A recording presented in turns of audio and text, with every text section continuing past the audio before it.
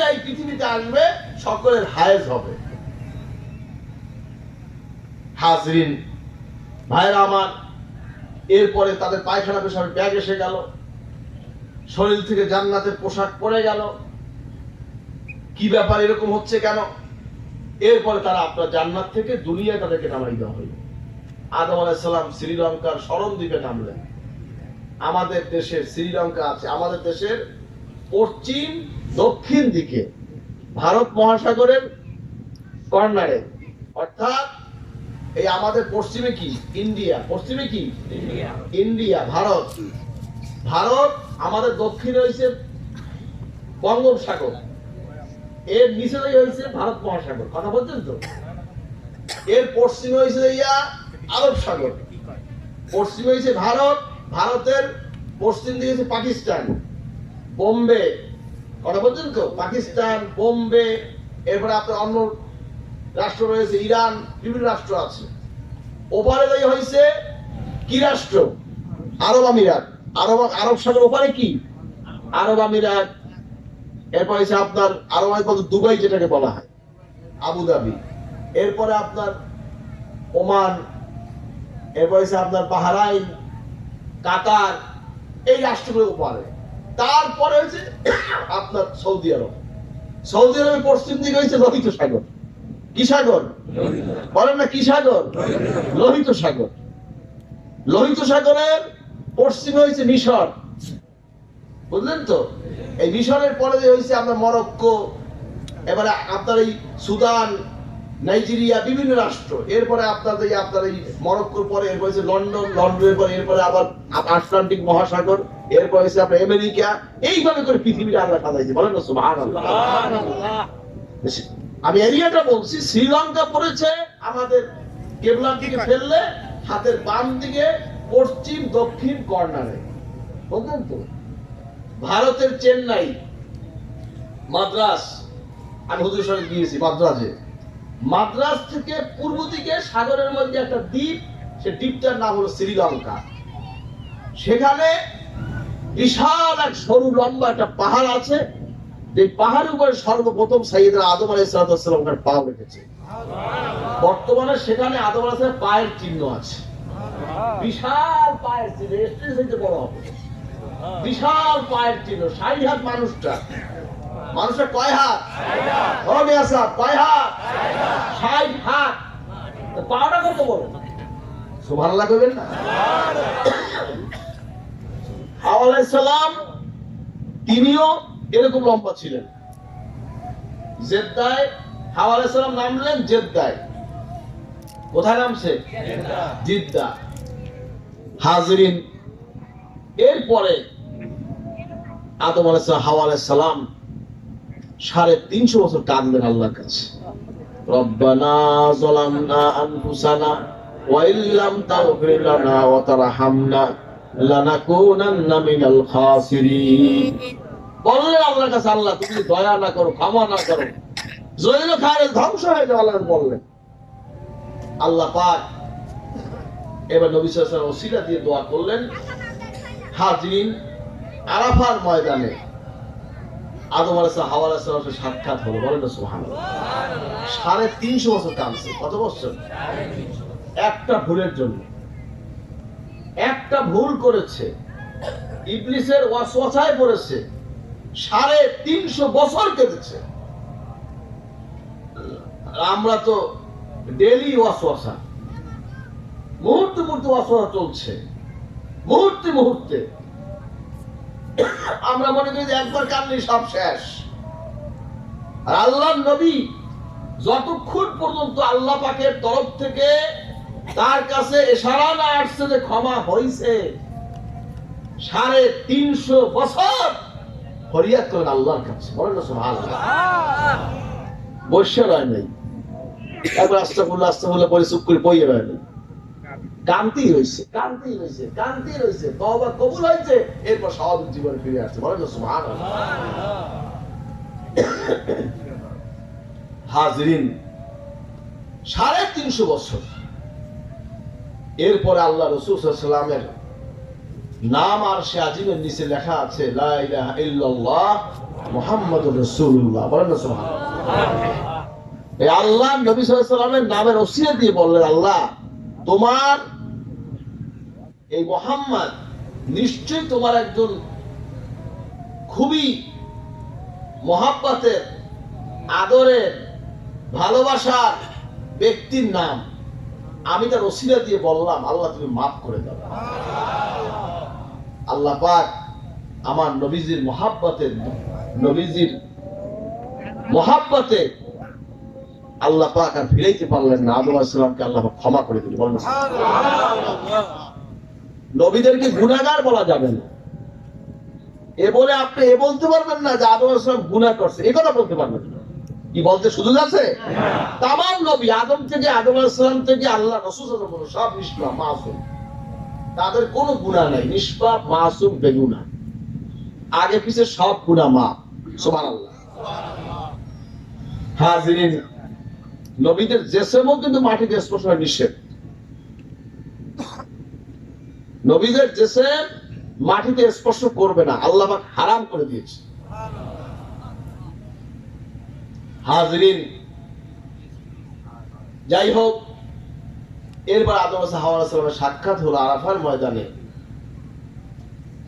এজন্য আল্লাহ পাক স্মৃতি করে দিলেন আরাফাতকে।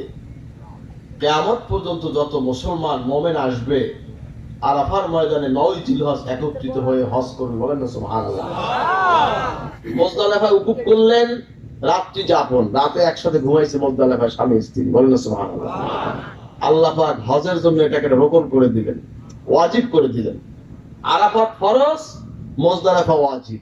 সুবহানাল্লাহ। কোন আরাফাতের উকুফ করা কি ফরজ? আল হজ্জু আরাফাত। হজ মক্কায় না, হজ হলো আরাফায়। সুবহানাল্লাহ। কোন হজ হলো আরাফায়। আরাফার মাঠে যদি উপস্থিত না হয় সে তার হজ কবুল হবে না, গ্রহণযোগ্য হবে না। অবশ্যই তার আরাফাতে উপস্থিত হতে হবে, নিয়াত করতে হবে, ইহরামের কাপড় পরতে হবে, নিয়াত করতে হবে, হজের নিয়াত করে আরাফার ময়দানে হাজির হতে হবে। অর্থাৎ 9 জিলহজ দ্বীপ্রহারের পর হইতে সূর্যাস্ত পর্যন্ত মূল হুকুম। যদি তখন কেউ যদি ওজরে কার হাজির হইতে না পারে, 9 জিলহজ দ্বীপ্রহারের পর হইতে পরের দিন শবে সাদেকের আগ পর্যন্ত যে কোনো এক টাইমে আরাফার ময়দানে কিছুক্ষণের জন্য উপস্থিত হইলেই তার হজ আদায় হয়ে যায়। বলেন সুবহানাল্লাহ। হাজিরিন, এরপরে ভাইরা আমার, আরাফার ময়দানে হলো হজ। আল্লাহ পাক এটাকে স্মৃতি করে দিলেন কিয়ামত পর্যন্ত। এটা নিদর্শন হিসেবে থাকবে, স্মৃতি হিসেবে থাকবে।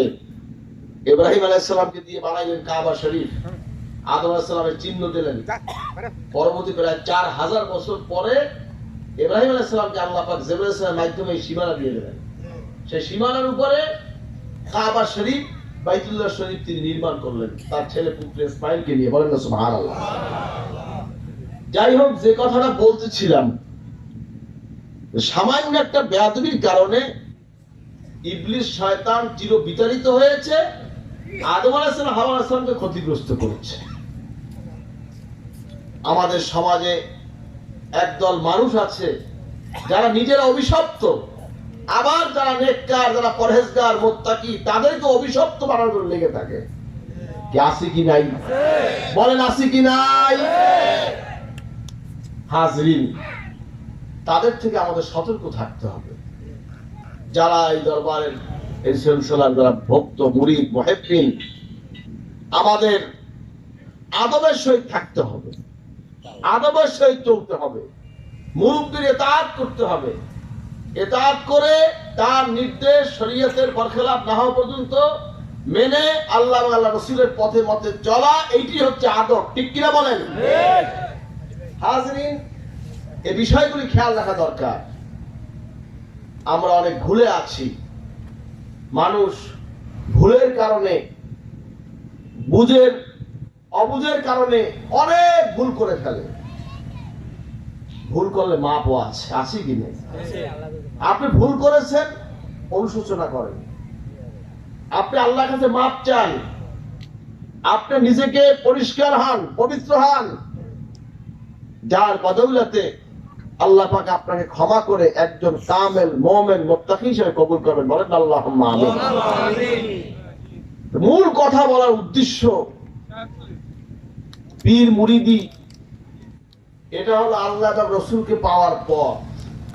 এটা কোনো ব্যবসা না, বিজনেস না, শান শওকত নয়।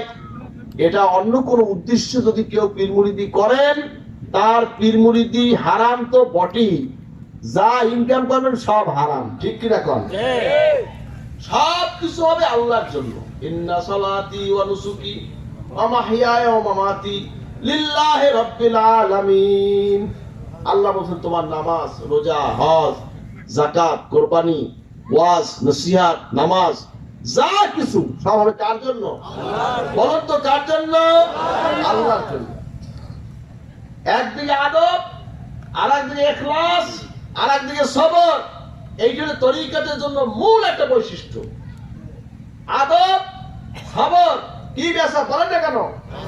আদব, সবর, ইখলাস তরিকাতের সালেকদের মূল বৈশিষ্ট্য। আল্লাহ সাবিরিনদের পাশে আছে। বলেন না সুবহানাল্লাহ। ইন্নাল্লাহ মা'আস সাবিরিন। বলেন না সুবহানাল্লাহ। হাজরিন, আদব হচ্ছে মূল জিনিস।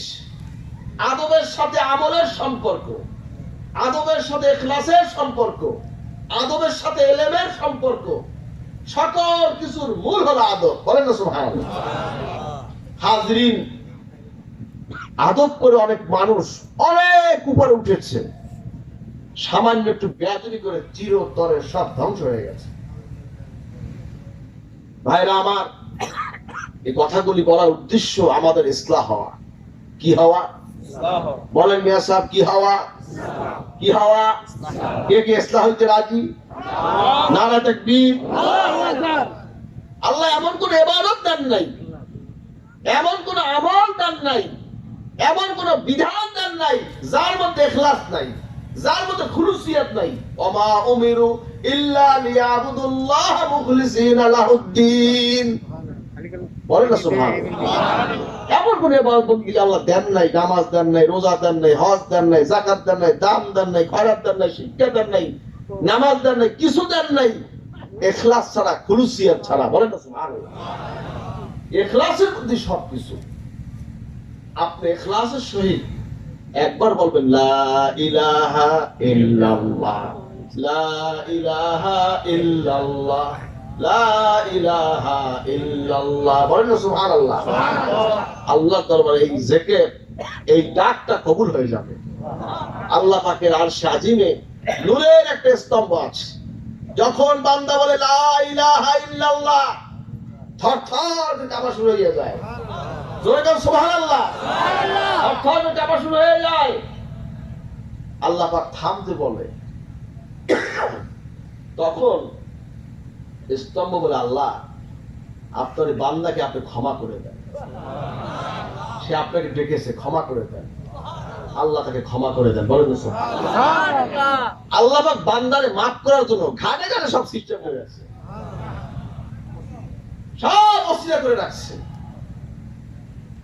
প্রত্যেকটা পয়েন্টে পয়েন্টে আল্লাহ নির্ধারণ করে রাখছে, সুপারিশকারী দাঁড় করাইয়ে রাখছে। যে ব্যক্তি ফজরের বাদ, মাগরিবের বাদ ব্যক্তিগতভাবে সূরা হাশরে আমল করবে, সুবহানাল্লাহ, ৭০,০০০ ফেরেশতা তাকে নিয়োগ করা হবে। ৭০,০০০ ফেরেশতা ইস্তেগফার করবে, দোয়া করবে, ক্ষমা চাইবে আল্লাহকে। সুবহানাল্লাহ। কোন ফেরেশতা গুনাহ আছে?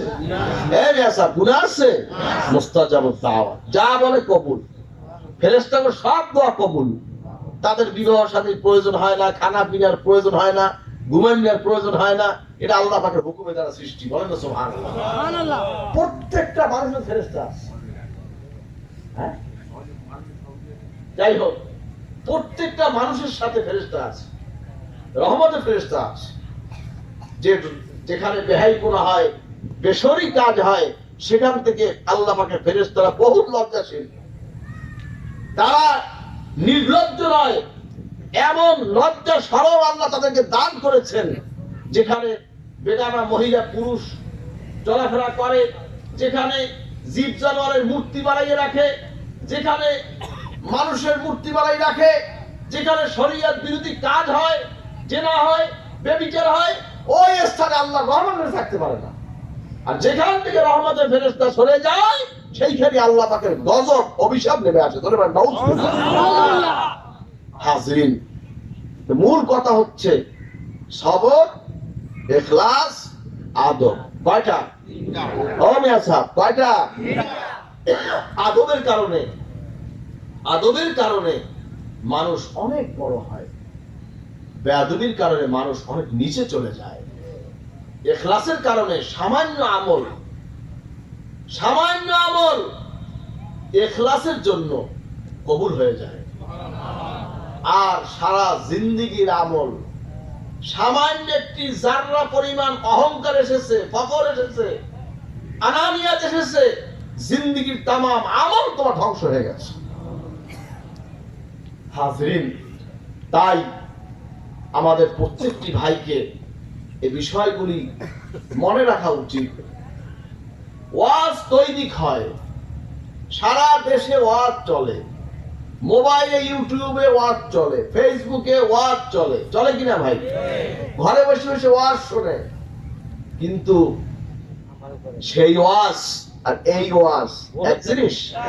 বলেন তো, এক জিনিস? দেখলে মায়া, না দেখলে ছায়া, ঠিক না? ভুল বললাম নাকি? আমাদের দেশে বলে, আপনাদের কি বলে? আপনাদের আমাদের বেশি দূরে না, মাঝখানে গেলে একটা নদী, ঠিক না ভাই? এই নদীতে বানাই গেলে তো বরিশালের কাছে চলে যাবে।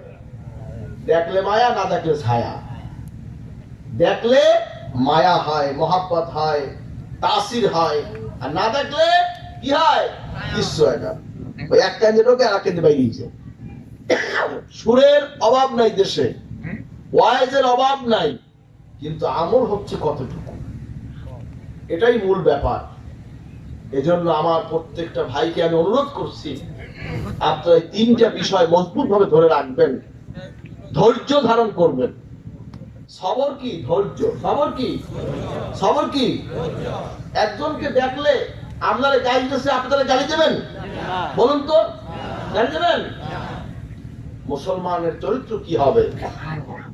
রাসূল পাক সাল্লাল্লাহু আলাইহি ওয়াসাল্লাম ইরশাদ করেন, ওই ব্যক্তি মুসলমান যার জিহ্বা দ্বারা, হাত দ্বারা অপর মুসলমান নিরাপদ। আল মুসলিমু মান সালিমাল মুসলিমুনা মিন লিসানিহি ওয়া ইয়াদিহি।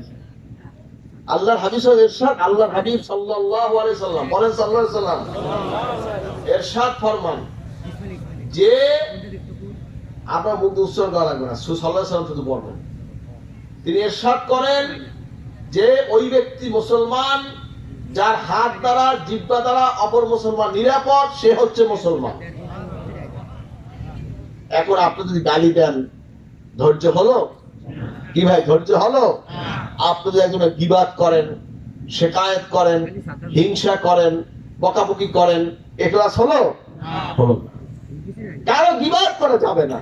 জিন্দেগীর যত আমল সব আপনি তাকে দিয়ে দেবেন।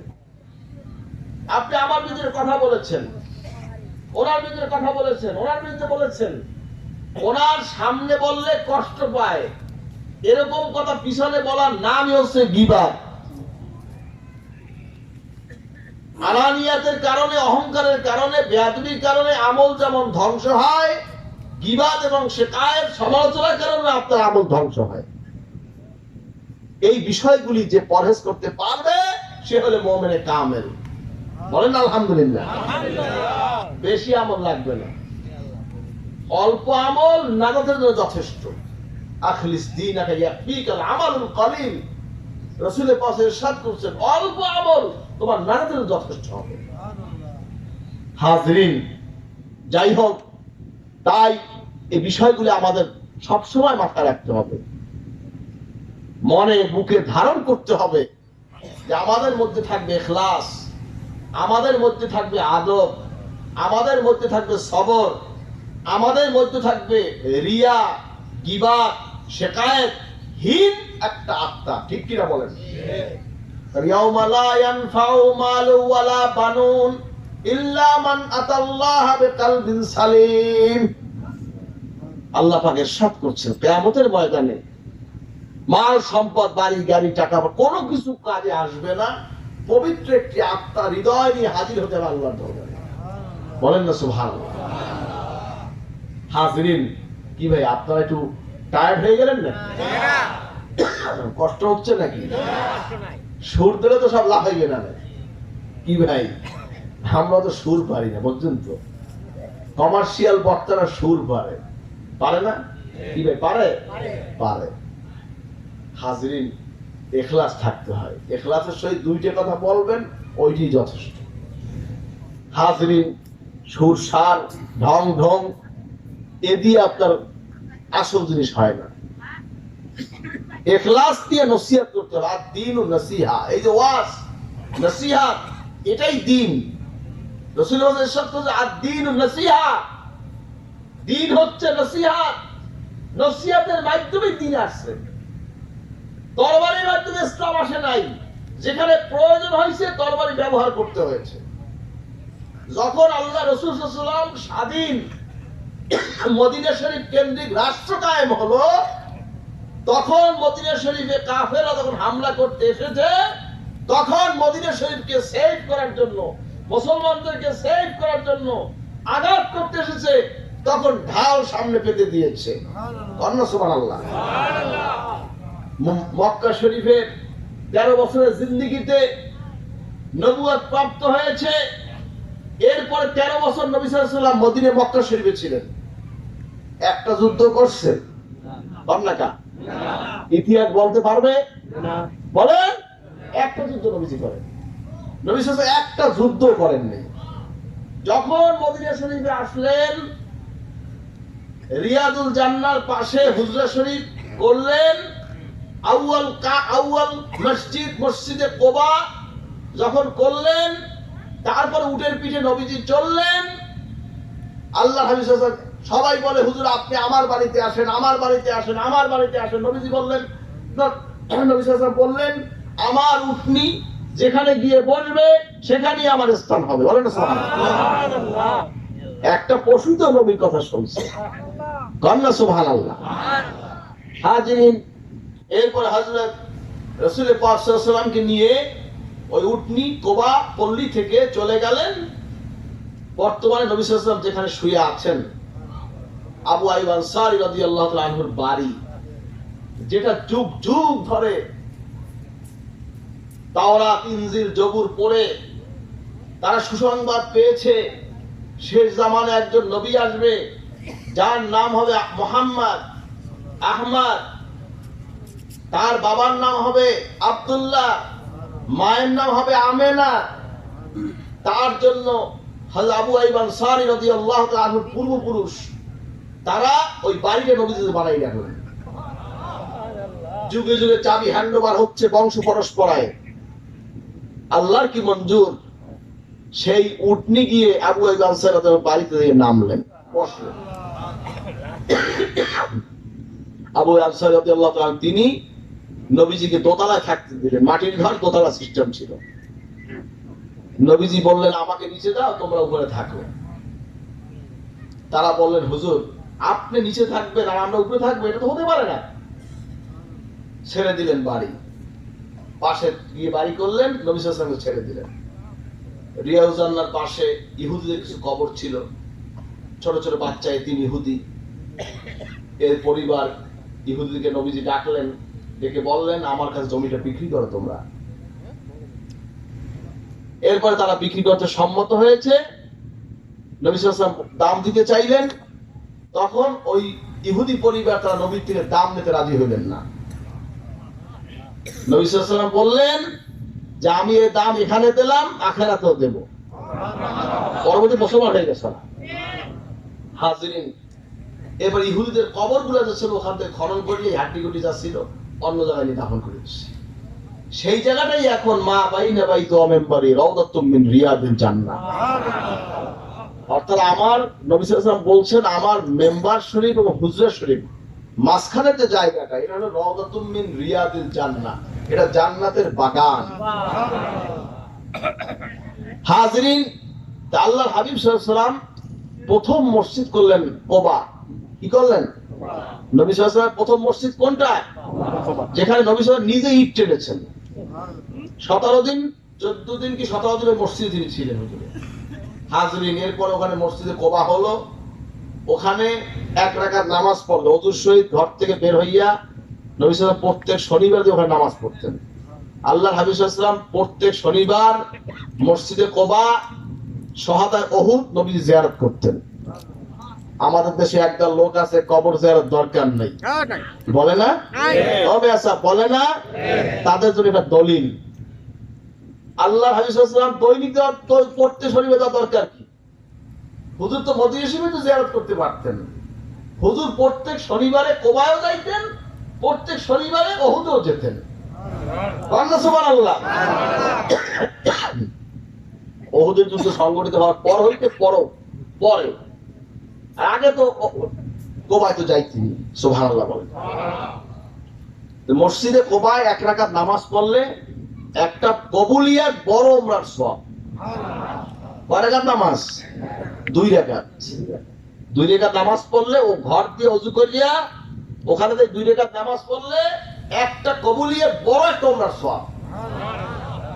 সুবহানাল্লাহ। ইহরাম বাঁধা লাগবে না, তাওয়াফ করা লাগবে না, সাই করা লাগবে না, মাথা কামান লাগবে না। সুবহানাল্লাহ। কি সুন্দর সিস্টেম আল্লাহ করে দিলেন আমার নবী সাল্লাল্লাহু আলাইহি ওয়াসাল্লামকে। এরপরে মদিনা শরীফ কেন্দ্রিক যখন রাষ্ট্র ঘোষণা হলো, আল্লাহ হাবিব সাল্লাল্লাহু আলাইহি ওয়াসাল্লাম মদিনা শরীফের রাষ্ট্রপ্রধান হলেন, ইসলামিক রাষ্ট্রের প্রধান হলেন, বাদশা হলেন। তখন এই কাফেরদের নজর পড়েছে, হ্যাঁ মুহাম্মদ রাষ্ট্র করে ফেলেছে। ও তো গায়ে চুলকানি উঠে গেছে, বুঝছেন তো?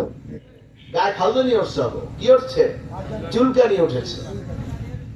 এখন তো ওরা মানে জোশের সঙ্গে টেকতে পারতেছে না, মাথা কাছে গরম হইয়া কি কম। এরপরে আপনার উহুদের যুদ্ধ, মুতা, বিভিন্ন যুদ্ধ সংগঠিত হইতে লাগলো। খন্দক, এই খন্দকের যুদ্ধে আলী রাদিয়াল্লাহু আনহুকে প্রথম দায়িত্ব দিলেন। খন্দকের যুদ্ধে 7টা মসজিদে সাবা, 7টা মসজিদ। কয়টা মসজিদ? 7 মসজিদের সমন্বয়। মসজিদে আপনার কি বলে খন্দকে মসজিদ আছে ছোট ছোট।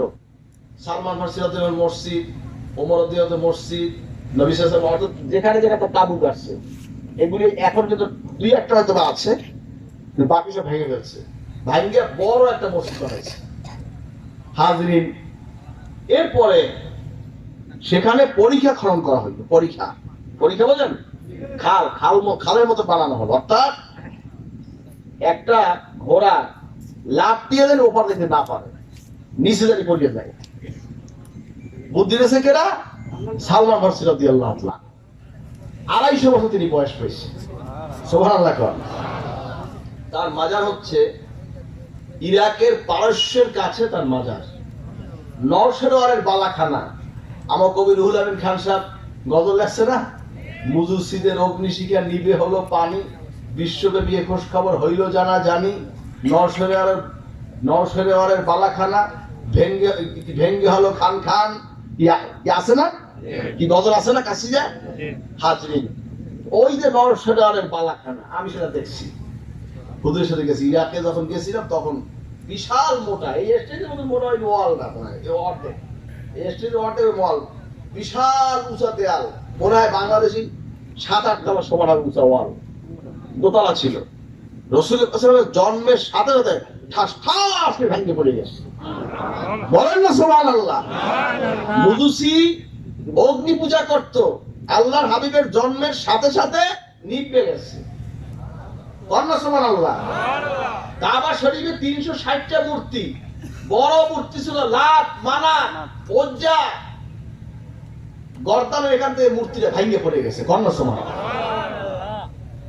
সিরিয়া পর্যন্ত নবী সাল্লাল্লাহু আলাইহি ওয়াসাল্লামের আগমনে নূরের এমন ফুলকি বের হয়েছে। সুবহানাল্লাহ। নূরে নবুয়তের এমন ফুলকি এসেছে, সিরিয়া পর্যন্ত আলো হয়ে গেছে। শেষ রাতে তার জন্ম হয়েছে। সুবহানাল্লাহ।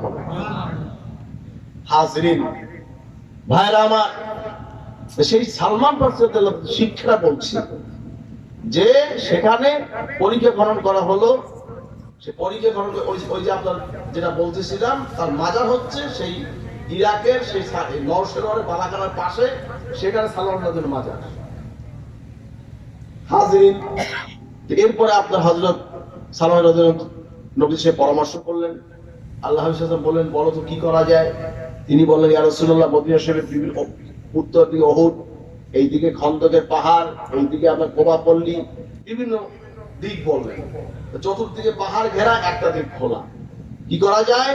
তখন সিদ্ধান্ত নিলেন বিশাল এখানে পরিকল্পনা করতে হবে, যাতে করে ওপর থেকে ঘোড়া আসুক, সৈন্য আসুক, যা আসুক, আই পড়বে সব আপনার গর্তের মধ্যে। কন্যা সুবহানাল্লাহ। মুসলমানের কৌশল জানে। মুসলমানকে বোকা মনে করেছো? অর্ধ পৃথিবী আমরা শাসন করছি, আলহামদুলিল্লাহ। আমাদের আকাবের পূর্বপুরুষ সাইয়েদনা ওমর রাদিয়াল্লাহু তাআলা আনহু অর্ধ জাহানের তিনি বাদশা ছিলেন। সুবহানাল্লাহ। আসতে কান কে? মুসলমানের সব অভিজ্ঞতা আছে। মুসলমান ড্রাইভারি করতে পারে, রাঁধতে পারে, প্লেন চালাইতে পারে, জাহাজ চালাইতে পারে, খেতে কাম করতে পারে, রিক্সা চালাইতে পারে, মজুরি খাটতে পারে, সব অভ্যাস মুসলমানের আছে। আছে কি এই বলো? সব আছে।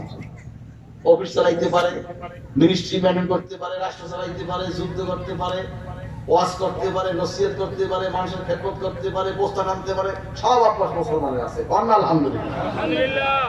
হাজিরিন ভাইরা আমার, যাই হোক, এরপরে আল্লাহ নবী সাল্লাল্লাহু আলাইহি ওয়াসাল্লাম তিনি ওমর আলী রাদিয়াল্লাহু দায়িত্ব দিলেন। আগে কাফেরের আগে যুদ্ধের সিস্টেম ছিল যে শত্রুপক্ষের একজন আর মানে উভয় পক্ষে দুইজনের যুদ্ধ হবে। আগে তরবারি সিস্টেম, সামনে আসছে, আমরা যুদ্ধ হবে, উনি তরবারি দিয়ে করবে, উনি গাড়িতে ফিরে এই করবে, এই চলবে। শেষ পর্যন্ত কি হবে? এরপরে আপনার হয়তো যে কোনো একজন আহত হবে বা নিহত হবে, যেটা হবে একটা হবে। তারপরে আপনার আনুষ্ঠানিকভাবে যুদ্ধ শুরু হয়ে যাবে। কেউ তীর মারবে, কেউ দৌড়িয়ে আমরা করবে, এই বিভিন্ন কায়দায়। যাই হোক, শেষ পর্যন্ত কাফেরের পক্ষ থেকে আসলো আমর। কে আসলো বলেন তো? কে আসলো? আমর। কাফেরের বিশাল লিডার, ওর সামনে যে কাছে সেদিন শেষ। মুসলমানরা ভয়ে কাঁপতে কাঁপতে আছে, আমরের সাথে আলীর যুদ্ধ, কি করে সম্ভব? আলী রাদিয়াল্লাহু তাআলা আনহু রাসূলুল্লাহ দোয়া করে দিলেন, তিনি ঢাল নিয়ে তরবারি নিয়ে দাঁড়িয়ে গেলেন খন্দকের পাদদেশে। সুবহানাল্লাহ। কোন জোরে কোন সুবহানাল্লাহ। আলী রাদিয়াল্লাহু বললেন, আমর আসো। আসছে আমর। আসার পরে আমর কয় মারো, আলী কয় না, মুসলমান আগে মারে না, মুসলমান মারে না, মারলে মুসলমান ফিরায়। কন্যা সুবহানাল্লাহ। এই বৈশিষ্ট্যটা বুঝছেন? কিন্তু মুসলমান যুদ্ধবাজ নয়, মুসলমান শান্তি চায়, মুসলমান শান্তি প্রিয়, ইসলাম শান্তির ধর্ম। যদি কেউ তুমি প্রতিহত করতে আসো, আমাকে তো বাঁচতে হবে। আপনি যাবে মারতে আসেন, আমি তো স্ট্যান্ডার্ড করবো, বুঝলো না? কি লড় করবো না, আপনি বাস করে যাবেন, আমি স্ট্যান্ড হয়ে যাবো। কি পাল্টি আমার মারবেন, আমি স্ট্যান্ড পাবো, পড়বে স্ট্যান্ডের উপর। ঠিক না ভাই? ভুল বললাম নাকি? হাজিরিন, এটা প্রোটেকশন জাস্ট। হাজিরিন, এরপর আপনার কি হলো? হযরত আলী রাদিয়াল্লাহু আনহু তিনি ঢাল নিয়ে দাঁড়াইলেন। আমর দিল এক জোরে বাঁ, তরবারি দিয়ে দিল জোরে আঘাত। আলী বিসমিল্লাহ বলে ধরছেন, আপনার ঢাল আমরের ঘোড়াইতে গেছে ভাই মিয়া। তরবারিতে ডান্ডি গেছে, ডান্ডি ঘোড়াইতে গেছে ভাই মিয়া। আলী রাদিয়াল্লাহু আল্লাহু আকবার করে দিল এক কোপ, এখান থেকে শুরু করিয়া এই পেট হইয়া, নাভি হইয়া, গোপনাঙ্গ হইয়া দুই দিকে ভাগ হয়ে গেছে। আর তরবারিটা গাড়িয়ে গেছে পাথরের মধ্যে। কন্যা সুবহানাল্লাহ। সমস্ত মুসলমান ভয় পেয়ে গেছে যে আমর হয়েছে যুদ্ধবাজ। এমন কোন যুদ্ধ নাই যে যুদ্ধে আমরের হাতে হাজার হাজার মানুষ শহীদ না হয়েছে। সে আমর দাঁড়াইছে, আজকে আমি শেষ। আল্লাহ নবীর নজরে, রাসূল পাকের নজরে, রাসূল পাকের দোয়ার বরকতে, আল্লাহ পাকের রহমতে বিজয় হয়ে গেল। কন্যা সুবহানাল্লাহ। পিছন থেকে সমস্ত কাফের বাহিনী আর সামনে আড়াই নাই, সব দৌড়েছে, পলাইছে, সব পলাইছে। কন্যা সুবহানাল্লাহ। হাজিরিন, রাসূল পাক সাল্লাল্লাহু আলাইহি ওয়াসাল্লাম একটা যুদ্ধ থেকে আসছিলেন। সাহাবায়ে কেরাম থেকে বললেন যে এই যে যুদ্ধ থেকে আসলাম, এটা হচ্ছে ছোট জিহাদ, সবচাইতে বড় জিহাদ নিজের নফসের সাথে জিহাদ। রাজানা মিনাল জিহাদিল আসগর ইলাল জিহাদিল আকবার। সবচাইতে বড় জিহাদ হলো নিজের নফসের সাথে জিহাদ। বলেন না সুবহানাল্লাহ। হাজিরিন, ইসলাম যুদ্ধ বিদ্রোহ এগুলি ইসলাম পছন্দ করে না, এ রাষ্ট্রের ব্যাপার। আমাদের দেশে অনেক লোক ফতোয়া দেয় যে আপনার জিহাদ এবং বিভিন্ন ফতোয়া দেয়, বলে অনেক জিহাদ করে কার সাথে? আপনি মুসলমান যুদ্ধ হয় নাকি? তাই বেসা বলেন না, মুসলমান যুদ্ধ হয়, আর যুদ্ধ কি আপনি বললেই হয়ে যাবে? রাষ্ট্রের সাথে জড়িত বিষয়। রাষ্ট্র যদি প্রয়োজন মনে করে যে একটা রাষ্ট্রের সাথে যুদ্ধ বেঁচেছে, রাষ্ট্র যদি জনগণদেরকে বলে আমাদেরকে সাহায্য করে, সহযোগিতা করো, তখন জনগণ রাষ্ট্রকে হেল্প করে সহযোগিতা করবে, ঠিক কিনা বলেন? এইটা মনে রাখবেন। কখনো আইন নিজের হাতে নেওয়া যাবে না। দেশে কোর্ট আছে, সংবিধান আছে, আইন আছে, ল আছে, উকিল আছে, ব্যারিস্টার আছে, জজ আছে, তারা সিদ্ধান্ত দেবে কি হবে না হবে, ঠিক কিনা বলেন? আপনারা হাজরিন, সেই আগের প্রেক্ষাপট বর্তমান প্রেক্ষাপট এক নয়। রাসূল পাকের যুগ আর এই যুগ কি এক? বলেন। নবীজির বাদশা, ওমরের জন্য বাদশা, ওসমানের জন্য বাদশা, আলীর জন্য বাদশা, আমিরুল মুমিনিন তারা, কন্যা সুবহানাল্লাহ। হাজরিন, ইসলামী রাষ্ট্র ছিল তখন। বাংলাদেশ ইসলামী রাষ্ট্র কি ভাই? ইসলামী রাষ্ট্র। হাজরিন, এজন্য উশৃঙ্খল কোনো কাজ যেন কারো দ্বারা না হয়। রাসূল পাকের হাদিসের খেলাফ করে নিয়ে আসা, দেশের আইন নিয়ম সংবিধান এটা মানার প্রত্যেক মুসলমান মুমিন দায়িত্ব কর্তব্য, ঠিক কিনা বলেন? রাজি আছেন? কে কে রাজি? নারা তাকবীর। যে কথা বলতেছিলাম, রাসূল পাক সাল্লাল্লাহু আলাইহি ওয়াসাল্লাম তিনি মক্কি জীবনে কোনো যুদ্ধ করেননি। মদিনা শরীফের রাষ্ট্রকে রক্ষার জন্য যতটুকু প্রয়োজন হয়েছে এই জন্য ওরা বিভিন্ন কায়দায় ওহুদে যুদ্ধ করেছে, বদরে করেছে, খন্দকে করেছে, আরো কত যুদ্ধ করেছে, খায়বরে করেছে। হাজরিন, তাই কথা হচ্ছে এখান থেকে অনেক কিছু মুসলমান মুমিনদের শিক্ষা আছে, আছে কি নাই? তবে আছে কি নাই? হাজরিন, আপনি বলবেন তো হুজুর আপনি অনুৎসাহিত দিচ্ছেন। ও ভাই, হাজরিন, অনুৎসাহিতের কিছু নাই। প্রত্যেকটা জিনিসের মানদণ্ড আছে, নিয়ম আছে, নিয়মগুলো সত্য। শান্তি ধর্ম ইসলাম। ইসলাম মানুষকে ইসলাহ করে, ইসলাম মানুষকে তাকওয়া শিখায়, ইসলাম মানুষকে আল্লাহমুখী করে, ইসলাম মানুষকে কোরআনমুখী করে, রাসূল পাকের সুন্নাতমুখী করে। এটাই ইসলাম, ঠিক কিনা বলেন? হাজরিন, তাই আমাদের সকল পীর ভাই মুহিব্বিন, আমার অনুরোধ আপনারা কট্টরপন্থী অবলম্বন করবেন, হীরাপন্থী অবলম্বন করবেন না, মধ্যমপন্থী খায়রুল উমুরে আওসাতুহা, ইফরাদও না তাফরিদও না, মাঝখানে। কোনখানে বলেন? কোনখান? মাঝখানে চলতে কে কে রাজি? নারা তাকবীর। মাঝখানে থাকবে। খায়রুল উমুরে আওসাতুহা, আল্লাহর হাবিব সাল্লাল্লাহু আলাইহি ওয়াসাল্লামের নীতি, রাসূলের পথ সব কিছু মাঝখান, মধ্যমপন্থা। বৈরাগ্য জীবনও হবে না, আবার বেসরকারি জীবনও হবে না, মাঝখানে থাকতে হবে। সেটা কি? বিবাহ বন্ধন, ঠিক কিনা বলেন? অবিবাহিত আপনি ধরবেন, আবার জেনারের বিষয়ে লিপ্ত হয়ে যাবেন, এটা কি ইসলাম শিখায়? বৈধ পন্থায় আপনি বিবাহ করবেন, ঘর সংসার করবেন, চলবেন, এটাই হলো ইসলাম। প্রত্যেকটা কাজে মুসলমানদের প্রত্যেকটা কাজের মধ্যে মান আছে, নিয়ম আছে, পদ্ধতি আছে। আল্লাহ পাক আমাদের সকলকে নিয়ম কানুন ইসলামের বিধান মেনে চলার তৌফিক দান করুন। আমিন। তো কয়টা কথা? আদব, সবর,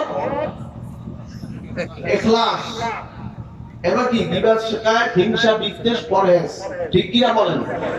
এগুলো কিভাবে পরহেজ হবে? তরিকাতে সবকের মাধ্যমে, জিকিরের মাধ্যমে, মুরাকাবার মাধ্যমে, হালাল হারাম বেঁচে শুনে চলার মাধ্যমে, বলেন না সুবহানাল্লাহ। হাজরিন, যদি আপনার ব্যবসার মধ্যে হারাম থাকে, যদি আপনার রিজিকের মধ্যে খানার মধ্যে হারাম থাকে, 24 ঘন্টা যদি জিকির করেন, নামাজ পড়তে পড়তে কপাল দাগ লাগাইয়া ফেলেন, পশ্চিম কালেও আপনার সেই ইবাদত আল্লাহ কবুল হবে। ইবাদত কবুলের শর্ত হচ্ছে হালাল খানা, সন্দিহান জিনিস থেকে পরহেজ করা। আল হালাল বাইয়িন ওয়াল হারাম বাইয়িন ওয়া বাইনাহুমা মুস্তাবিহাত। লা ইয়ালামুনা কাসীরুম মিনান নাস ফামান তাকা শুবহাতান ইসতাগফারা দীনি ওয়া ইয়ারজি ওয়া তাওয়াকা ফি শুবহাত ওয়া ওয়াকা ফি হারামি কাররাই হাওলা ইমা ইউশিকু আন ইয়ারদা ফিহি আলা ওয়া ইন্না লিকুল্লি মালিকিন হিমা আলা ওয়া ইন্না হিমাল্লাহি মাহারিমুহু ওয়া লা ওয়া ইন্না ফিল জাসাদি মুদগাতান ইযা সালুহা সালুহাল জাসাদু কুল্লু ওয়া ইযা ফাসাদা ফাসাদাল জাসাদু কুল্লু আলা ওয়া হিয়াল কাল বলেন সুবহানাল্লাহ। রাসূল ইরশাদ করেছেন হাজিরিন হালাল এবং হারাম একটা এরিয়া সীমা রয়েছে। এখন এইটা হালাল ওইটা হারাম, নিষিদ্ধ এরিয়া আছে, ওখানে যদি আপনি প্রবেশ করেন এটা কি আপনি আল্লাহর আইনের খেলাপ করলেন না? কি করলেন কিনা? হালাল স্পষ্ট, হারাম অস্পষ্ট, সন্ধি হয়। 5টা টাকা পড়ে আছে, একটা স্বর্ণের চেন পড়ে আছে, এটার মালিকানা কি আপনার জানা আছে? বলেন তো, জানা আছে? এই জিনিসই আপনাদের হারাম, এই জিনিসটা আপনাদের হারাম। আপনি ওই জিনিসটা কোনোদিন ভক্ষণ করতে পারবেন না, ধরতে পারবেন না, ছুঁতে পারবেন না। হাজরিন, একটা জিনিস আপনাকে জন্য গিফট করেছে, হাদিয়া দিয়েছে, ওইটা আপনার হালাল। বলেন না সুবহানাল্লাহ। আর পড়ে আছে 1000 টাকা, 5000 টাকা, 10000 টাকা রাস্তায় পড়ে রয়েছে, আপনি পাইয়ে দিয়ে পকেটে লাইবেন? বলেন না স্যার, পকেটে লাইবেন? হাজরিন, খবরদার সাবধান, আপনি হারামের মধ্যে পতিত হলেন। হাজরিন, রাসূল পাক ইরশাদ করেন মানুষের শরীরের মধ্যে একটা গোশতের টুকরা আছে, ওই গোশতের টুকরা যদি পবিত্র হয় সমস্ত শরীর পবিত্র, ওই গোশত যদি অপবিত্র হয় সমস্ত শরীর অপবিত্র। সেটা কি? আলা ওয়াহিয়াল কাল। বলেন না সুবহানাল্লাহ। হাজরিন, খানার মাধ্যমে, জিকিরের মাধ্যমে, ইবাদতের মাধ্যমে, আল্লাহর শুকরিয়ার মাধ্যমে মানুষের দেহটা পরিষ্কার হয়, পবিত্র হয়, আল্লাহমুখী হয়। বলেন না সুবহানাল্লাহ। পবিত্র হৃদয় নিয়ে ইয়াউমা লা ইয়ানফাউ মালু ওয়ালা বানুন ইল্লা মান আতাল্লাহ বিকলবিন সালিম, পবিত্র একটি হৃদয় নিয়ে আল্লাহর কাছে হাজির হতে হবে। আর পবিত্র হৃদয় নিয়ে হাজির হতে গেলে কি কি লাগবে? আদব লাগবে, ইখলাস লাগবে, সবর লাগবে, রিয়া, হিংসা, কেবের, ওজ, হারাম ভক্ষণ বর্জন করতে হবে, হালাল ভক্ষণ করতে হবে, মানুষের বিবাদ, শিকায়ত, হিংসা, ফাসাদ মন থেকে দূর করে দিতে হবে। একটা পবিত্র একটি মানুষ হৃদয় হতে পারে, আপনি হবেন কামেল মুমিন। ঠিক কিনা বলেন? আপনারা কি কামেল মুমিন হইতে রাজি আছেন? ঠিক রাজি? নারে তাকবীর। এজন্য এই করা বিষয় বৈশিষ্ট্য থাকতে হবে, জবানের হেফাজত করতে হবে। মনে চাইলে গালি দেওয়া যাবে না, গালি দেওয়া যাবে না, রাগারাগি করা যাবে না। ঠান্ডা মাথায় মানুষকে বুঝাবেন, নসিহত করবেন, যাতে করে আল্লাহ পাক একটা মানুষ যদি হেদায়েতের রাস্তা পায়, একটা মানুষ যদি নামাজি হয়, দাঁড়িয়েওয়ালা হয়, পর্দাওয়ালা হয়, শরীয়তওয়ালা হয়, তাহলে তার জিন্দেগির সকল আমলনামা একটা পার্সেন্টেজ আপনি পাবেন। বলেন সুবহানাল্লাহ। আল্লাহ পাক আমাদের সকলকে কবুল করুন, আমিন। ধারাবাহিকভাবে আলোচনা চলবে, হযরত বিশ্বকাপ দোয়া করবেন, নসিহত করবেন। আপনারা সকলে দোয়া করে নসিহত নিয়ে তওবা করে বায়াত হয়ে তারপর যাবেন। কে কে রাজি দেখতে চাই? আল্লাহু তাকবীর। হাজরিন, আগামী 12-13-14 মার্চ, 27-28-29 ফাল্গুন সারসিনা মাহফিল, আপনারা জানেন তো?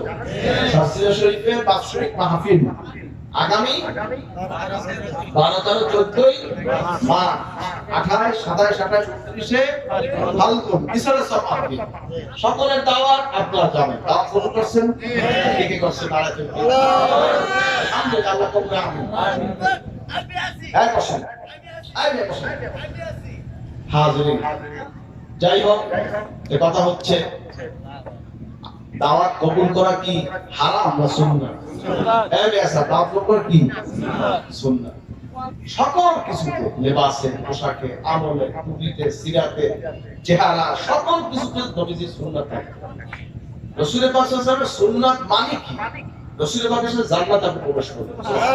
মান আহাব্বা সুন্নতি ফাকাদ আহাব্বানি ওয়া মান আহাব্বানি কানা মা'আ ফিল জান্নাহ।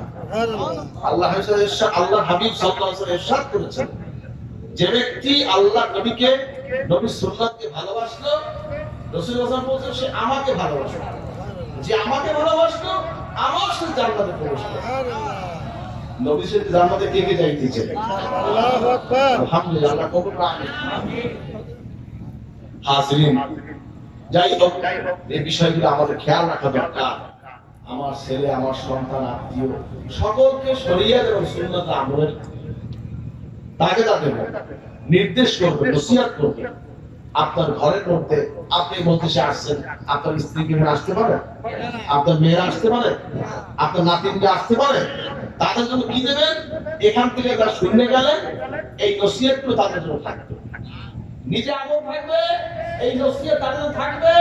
নসিহত করতে না পারলে কি করবেন? তাদের জন্য সার্সিনার থেকে যে বই প্রকাশ হয়েছে এই বইগুলি তাদেরকে উপহার দেবেন। রাজি? কে কে রাজি? নারাতে যে বইগুলো পড়ে তারা হেদায়েত প্রাপ্ত হইতে পারে। আল্লাহ তাদের হেদায়েত করে বলে আমিন। কোন পীর, কোন নবী, রাসূল, কোন মানুষ কাউকে হেদায়েত করতে পারে, আল্লাহ যদি হেদায়েত না করে। আকীদা পরিষ্কার রাখবে, পরিষ্কার আকীদা। রাসূল গায়েবের মালিক হলেন আল্লাহ। কে মালিক? বলেন কে মালিক? আল্লাহ হচ্ছেন গায়েবের মালিক। কিন্তু গায়েবের ইলম, গায়েবের বিষয় আল্লাহ পাক রাসূল সাল্লাল্লাহু আলাইহি ওয়াসাল্লামকে জানাইছেন। যতটুকু জানিয়েছেন ততটুকু নবী সাল্লাল্লাহু আলাইহি ওয়াসাল্লাম জেনেছেন। ঠিক কিনা বলেন? আকীদা পরিষ্কার। আমাকে একজন আলেম সৌদিতে বসে ধরছে আমাদের। শশীর আকীদা হলো তার রাসূল সাল্লাল্লাহু আলাইহি ওয়াসাল্লামকে বলে যে নবী গায়েব জানেন। নবীজি গায়েবের মালিক। কাউকে দেখা আমরা বলেছি মালিক হচ্ছেন আল্লাহ। রাসূলকে আল্লাহ পাক গায়েবের সংবাদ জানিয়েছেন। যতটুকু জানিয়েছেন ততটুকুই নবীজি জানেন। ঠিক কিনা বলেন? এইটি সত্যিকার আকীদা। আমাদেরকে বেদাতীদের সাথে মিলাবেন না, খবরদার বলে দিলাম। না জেনে না শুনে একদম মিলিয়ে দিবেন, এটা আমরা মানতে রাজি নাকি? মানতে রাজি কোনদিনও। আমাদের আকীদা স্বচ্ছ, আমাদের আকীদা পরিষ্কার, ইনশাআল্লাহ। কোন রকম গোজামির আকীদা পরিষ্কার নেই। যেটা হক করে করেছি, আমার মুরব্বিরা করেছেন, আমরাও করব ইনশাআল্লাহ। বলেন আল্লাহ কবুল করবেন, আমিন। সাসসিরার মত, কোরআন, হাদিস, ইজমা, কিয়াস অনুযায়ী সাসসিরার মত। ব্যক্তিগত কোনো মত সাসসিরার নাই। ঠিক কিনা কোন? এই তরিকাতের সবক বড় আব্বা, দাদা, আমার বাবা, আমার হযরত বিশ্বাস কেবলা, তারা কেউ এগুলি ব্যক্তিগতভাবে সবক দেন নাই। শাহরুল্লাহ মুহাদ্দিস দেওবন্দি রাহমাতুল্লাহ আলাইহি তার লিখিত কিতাব আল শিফাউল আলিল আল কাউলুল জামি, এই কিতাবে তিনি তরিকাতের সবক যেভাবে লিখেছেন কোরআন হাদিস অনুযায়ী সেইভাবেই এই সবকগুলো দেওয়া হচ্ছে। বলেন আলহামদুলিল্লাহ। প্রত্যেকটা কাজের আমলের মধ্যে জিকির, মুরাকাবা, দরুদ শরীফ, ইস্তিগফার, বায়াত সব কিছুর পিছনে কোরআন শরীফের আয়াত আছে, হাদিস আছে, দলিল আছে। এগুলি মাইনাস করার সুযোগ নাই। আল্লাহ পাক আমাদের সকলকে বেকার করে দেন। জোরে বলেন আল্লাহুম্মা আমিন। আজরিন সাসসিয়া শরীফে মিনার কাজ করছে। কোন আলহামদুলিল্লাহ। 318 ফিট। কত ফিট? খুশি না বেজার? সেরা কেরা খুশি? আলহামদুলিল্লাহ, আল্লাহ কবুল করে। 318 ফিট মিনার মসজিদের কাজ চলছে। 10 তলা কি বলে আপনি 6 তলা মসজিদ হচ্ছে। প্রায় 10,000 লোক একসাথে নামাজ পড়তে পারবে আলহামদুলিল্লাহ, যদি আল্লাহ কবুল করেন। কাজ চলতেছে। আপনার লাস্টের ছাদের কাজ এখন হবে, আল্লাহ কবুল করেন ইনশাআল্লাহ। তা আপনারা এই মসজিদে কুপন আছে 100 টাকা, 500 টাকা, 1000 টাকা, 5000 টাকা, যে যা পারেন আপনার শরীক হবেন। আল্লাহ পাক আপনাদের এই খেদমতকে আল্লাহ কবুল করবেন, আমিন। আল্লাহর হাবিব সাল্লাল্লাহু আলাইহি ওয়াসাল্লাম ইরশাদ করেন, ক্বালা নবী সাল্লাল্লাহু আলাইহি ওয়াসাল্লাম, মান বানা লিল্লাহি মাসজিদান বানাল্লাহু লাহু বাইতান ফিল জান্নাহ। কন্না সুবহানাল্লাহ। যে ব্যক্তি আল্লাহর ঘর মসজিদ এই দুনিয়ায় নির্মাণ করবে, আল্লাহ পাক তার জন্য জান্নাতে ঘর নির্মাণ করবে। বলেন না সুবহানাল্লাহ। আল্লাহ পাক আমাদের সকলকে খেদমত করার তৌফিক দেন, আমিন। দোয়া চাই, হযরত পিছনে দোয়া করবেন, আল্লাহ পাক হুজুরকে দীর্ঘ হায়াত রাখবেন, আমিন। বিমাকে সেবা করেন, আমিন। নেকাশা কবুল করেন। আমার আম্মা অসুস্থ আছে, আল্লাহ হায়াত দেবেন, আমিন। বিমার সেবা করেন, আমিন। আমার নানি যান খুব অসুস্থ, আল্লাহ পাক দীর্ঘ হায়াত রাখবেন, আমিন। বিমার সেবা করেন, আমিন। নেকাশা কবুল করেন। তো আমরা দুই ভাই রয়েছি, আল্লাহ দিনের জন্য আল্লাহ কবুল করেন। আমি আমার সংক্ষিপ্ত বক্তব্য এখানে শেষ করছি। ওয়া আখির দাওয়ানা আলহামদুলিল্লাহি রাব্বিল আলামিন। আসসালামু আলাইকুম ওয়া রাহমাতুল্লাহি ওয়া বারাকাতুহু।